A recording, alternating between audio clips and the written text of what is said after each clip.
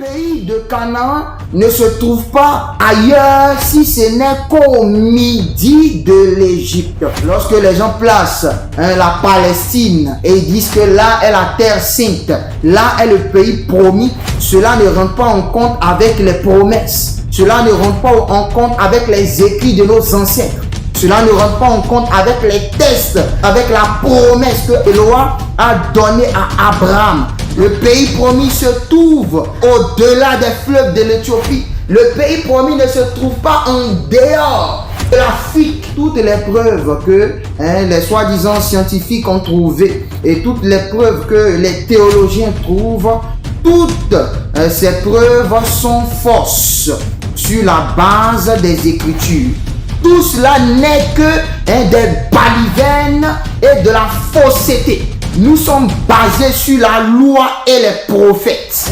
Une terre, un pays, un promis trouvé en dehors du midi de l'Égypte est une fausse terre. Enlevez de votre pensée tout type d'image. Si vous êtes allé en Palestine faire des offrandes là-bas, laissez-moi vous dire que c'est à Baal que vous avez fait ces offrandes. C'est aux idoles des Cananéens de Moloch que vous avez fait ces offrandes. Mais vous avez le lieu pour les offrandes. Vous avez là la terre promise au-delà des fleuves de l'Éthiopie.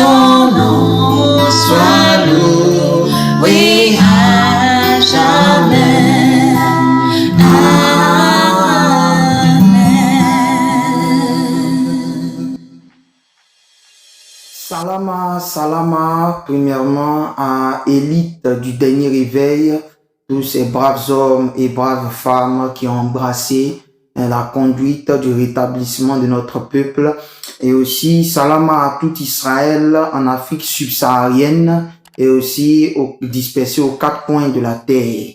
Voici encore votre serviteur, votre frère le Nabi Caleb Tra, pour encore nous entretenir sur un nouveau sujet appelé la terre promise, c'est-à-dire la terre que Yahuwah a promis à son serviteur Abraham et à toute sa postérité. Aujourd'hui, nous pouvons voir beaucoup de spéculations théologiques et aussi scientifiques, et même d'autres trouvent certaines preuves. Mais nous allons démontrer aujourd'hui que toutes les preuves que les soi-disant scientifiques ont trouvées et toutes les preuves que les théologiens trouvent, toutes ces preuves sont fausses sur la base des Écritures.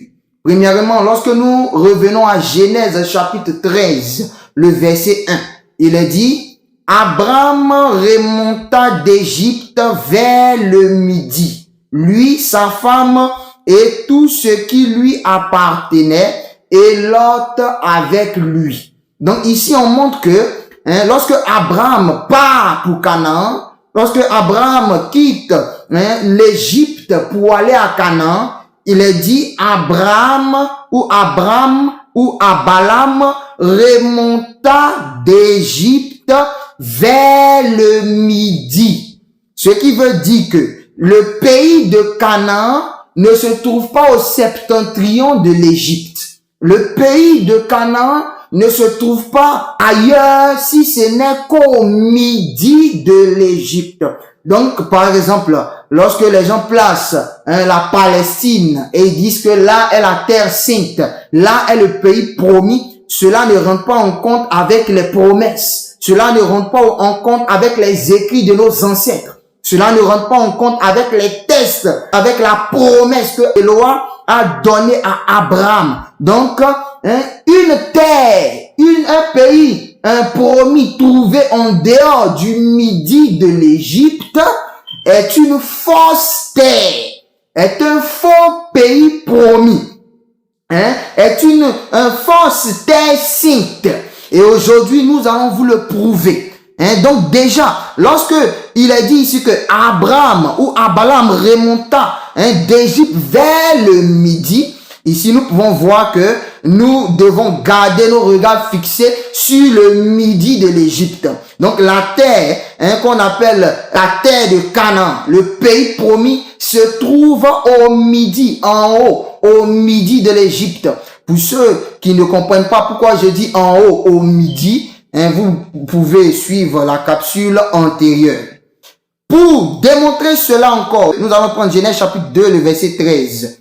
Il est dit, le nom du second fleuve, là on parle des fleuves de l'Éden. Le nom du second fleuve est Guéon ou Guion. C'est celui qui parcourt ou entoure la terre d'Éthiopie. Donc ici on dit que le deuxième fleuve, qui est Guion, parcourt ou entoure la terre d'Éthiopie. Éthiopie qui se dit véritablement Katiopa. Or, Katiopa signifie terre du milieu. Donc, le fleuve Guion entoure ou parcourt Katiopa, ou la terre du milieu, c'est-à-dire l'Afrique centrale. Nous voyons dans 2 Chroniques, chapitre 32, le verset 30, ce qu'il a dit là-dessus.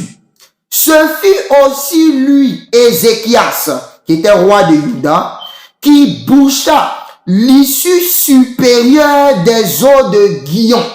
Donc, Ézéchias a bouché l'issue supérieure des eaux de Guion, et il a dit, et les conduisit en bas vers l'occident de la cité de Daoudi. Donc de la cité de David. Ézéchias a réussi dans toutes ses entreprises. Donc il est dit ici que le fleuve Gihon, Ézéchias a fait entrer le fleuve Gihon dans la cité de David. Donc, dans la cité de David, on pouvait encore observer le fleuve Gihon qui coulait aussi là-bas, dans la maison de Juda. Or, nous avons vu que le fleuve Gihon entoure ou parcourt le pays d'Éthiopie ou la terre de Katiopa en Afrique centrale. Parce que Katiopa veut dire terre du milieu. Et nous voyons David aussi envoyer son fils Salomon ou Salama pour être oint au fleuve Gihon. Nous pouvons le voir dans 1 roi, dans la version massorétique, 1 roi chapitre 1, le verset 33 au verset 34. Il est dit, et le roi leur dit, prenez avec vous les serviteurs. Donc ici quand on parle du roi, on parle de David. Il a dit, prenez avec vous les serviteurs de votre maître. Faites monter Salama, mon fils, donc Salomon, mon fils, sur ma mule. Et faites-le descendre à Gihon. Est-ce que vous comprenez cela? Donc, Salomon devait aller à Gihon. Ce qui veut dire que Gihon n'est pas loin de la ville de David. Gihon, qui entoure le pays de Couche, n'est pas loin de Juda, de la terre de Juda, qui fait partie aussi du pays promis. Toujours au midi de l'Égypte. Et il est dit, et faites-le descendre à Gihon, là, le sacrificateur Tsadok et Nathan le prophète loindront pour roi sur Israël, et vous sonnerez la trompette et vous direz, vive le roi Salomon. Est-ce que vous comprenez cela? Ici, pour commencer, on dit que Salomon doit descendre. Donc, Salomon se trouve au midi. Donc, il doit descendre pour aller à Gihon. Donc, ici, nous trouvons toujours au midi du pays d'Égypte, sur la terre de Canaan. Et le roi Salomon, qui était en ce temps-là prince, devait aller pour être oint par le prophète Nathan et Tsadok, ou Tsadiki, le sacrificateur, au fleuve Gihon. Donc, Gihon, qui entoure ou parcourt le pays de Katiopa ou d'Éthiopie, pas l'Éthiopie actuelle, mais par exemple, sur cette carte, vous pouvez voir qu'est-ce qu'on appelait Éthiopie. C'est cette terre-là qui englobait beaucoup de royaumes. Vous pouvez prendre Madian, il faisait partie. Le royaume même de Juda, il faisait partie, était dans la terre de Katiopa. Donc vous pouvez voir cela sur l'écran. Et il est dit que le roi Salomon allait être oint roi au fleuve Gihon. J'espère que pour ceux qui ont l'intelligence et la sagesse, ils me comprennent.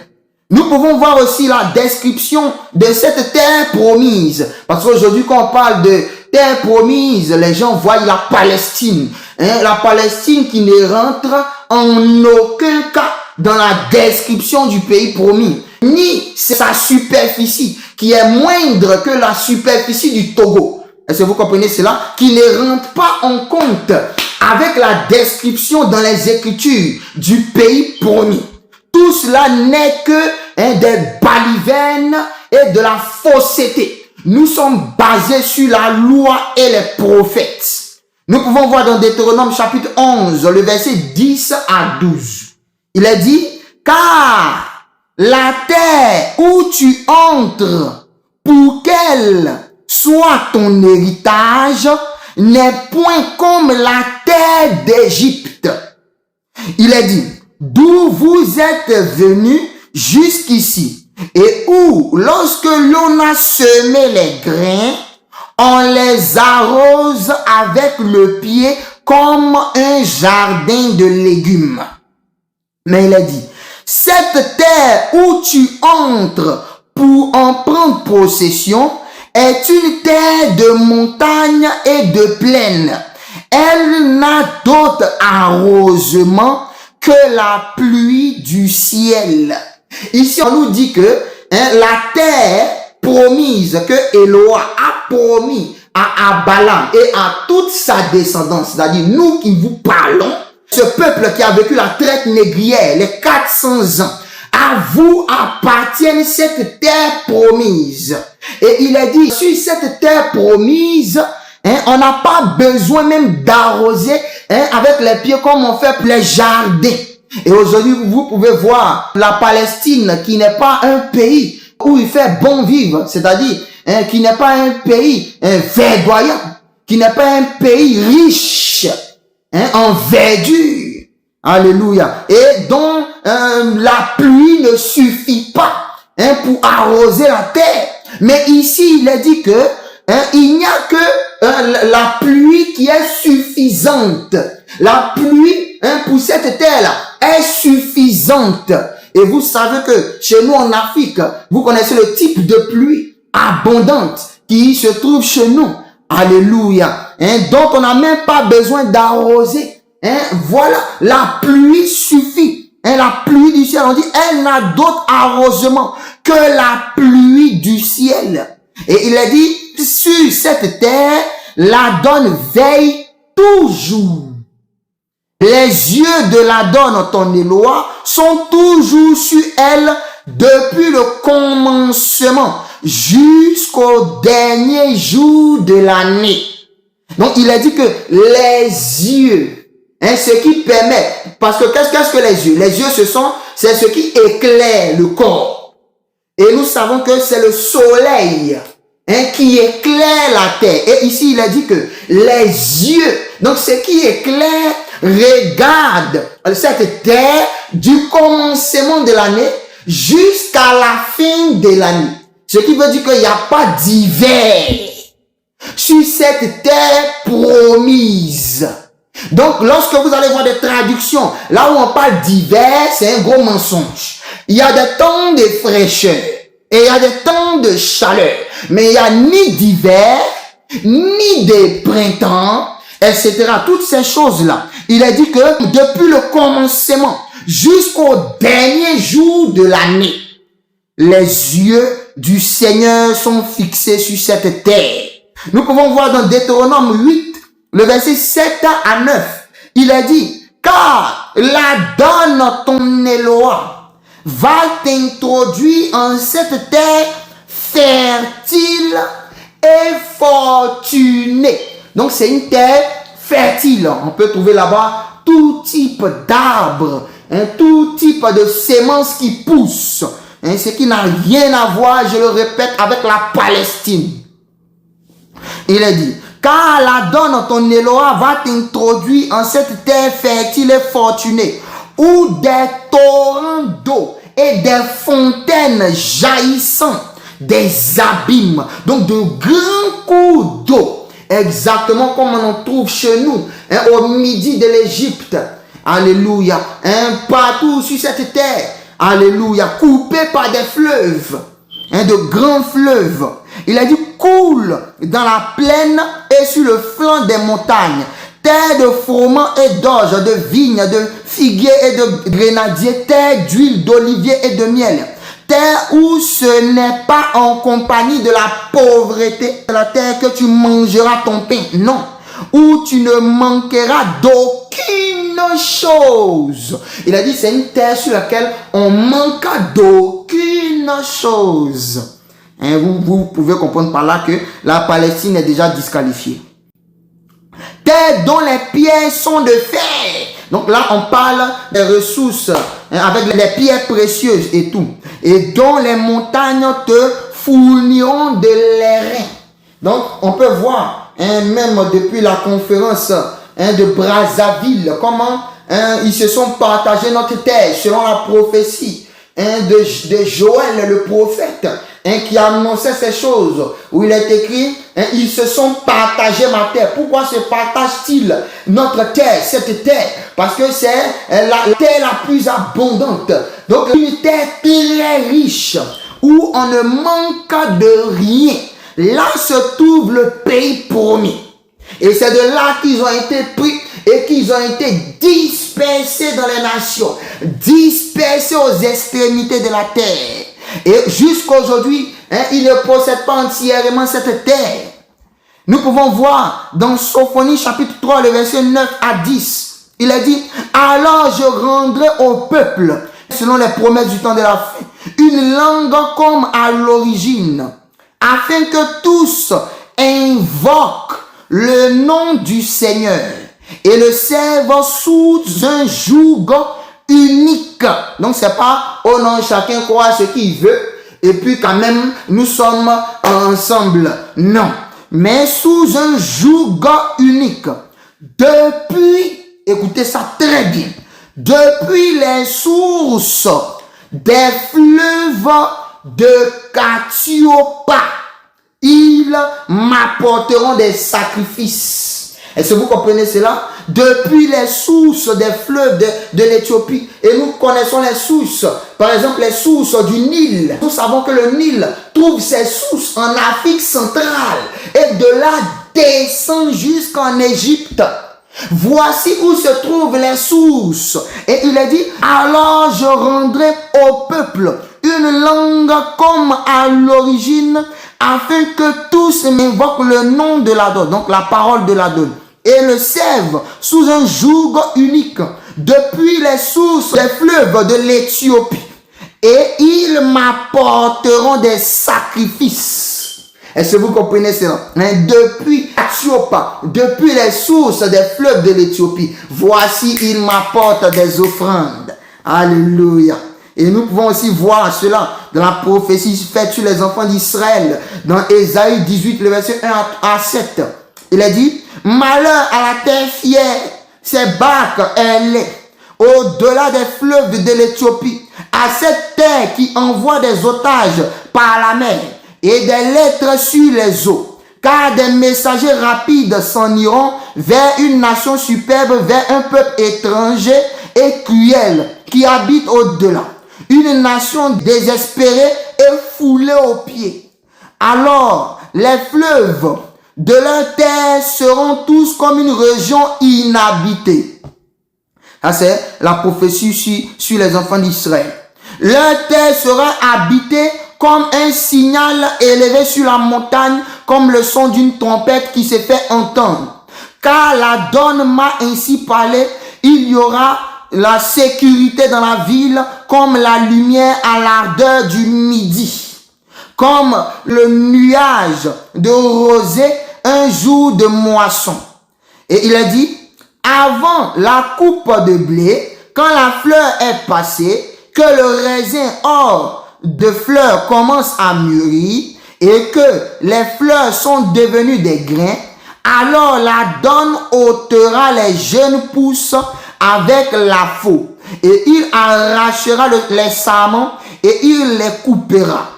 Et il dit encore, et il les abandonnera aux oiseaux du ciel et aux bêtes fauves de la terre. Vous vous souvenez de la prophétie selon Deutéronome 28. Voici une nation qui vient sur toi parce que toi, enfant d'Israël, tu as été désobéissant à la loi que je t'intime aujourd'hui. Voici, les nations sont venues sur toi. Voilà, Deutéronome 28, comme le vol de l'aigle. Et nous pouvons voir dans Matthieu 24, le Nabi Isaïa qui l'enseignait. Les oiseaux du ciel qui viennent des quatre coins de la terre, des extrémités de la terre, manger la chair d'Israël. Est-ce que vous comprenez cela? Et il est dit encore, et tous les oiseaux du ciel viendront s'y rassembler, et toutes les bêtes fauves de la terre viendront contre lui. Et en ce temps-là, des présents, est-ce que vous comprenez? Ou des offrandes, exactement comme nous avons lu cela dans Sophonie. Des présents seront offerts au Seigneur et le roi des armées par un peuple contrit et opprimé. Vous, peuple opprimé, voici l'ordre divin. Alléluia. Apportez des offrandes au Seigneur. Vous tous qui êtes au-delà des fleuves de l'Éthiopie, vous tous qui êtes dispersés aux quatre coins de la terre, apportez des offrandes au Seigneur votre Éloi. Et il est dit, par un peuple contrit et opprimé. Vous tous peuples qui avez été contrits, vous tous peuples qui avez été opprimés, enfants d'Israël, apportez vos offrandes par un grand peuple, maintenant et pour tous les siècles. Et c'est ce peuple qui espère aujourd'hui que l'on foule aux pieds, qui habite la terre de ce côté du fleuve, des fleuves de l'Éthiopie, dans le lieu où est invoqué. Il dit, dans le lieu où est invoqué le nom du Seigneur des armées sur la montagne de Sion. Ce qui veut dire que la montagne de Sion se trouve aux sources des fleuves de Katiopa, au-delà des fleuves de l'Éthiopie. Parce qu'il a dit, c'est dans le lieu où est invoqué le nom du Seigneur. De l'autre côté du fleuve, ou aux sources des fleuves de l'Éthiopie, ou au-delà des fleuves de l'Éthiopie. Et là-bas, vous pouvez voir la même description que nous donne les Deutéronomes. La promesse que Éloah a faite à Balaam, au midi de l'Égypte. Là est le pays d'Israël. Vous pouvez aussi voir, par exemple, sur cette carte de 1795, intitulée Bolton and Enville Wall, Map of Africa, de 1794. Là, vous pouvez voir la même chose, le pic de Nazareth, cette ville-là, dont vous pouvez voir dans le Nouveau Testament, là, le pic de Nazareth, toujours encore, dans ce même emplacement, Gibeon, aujourd'hui appelé Gabon, ou Gabon.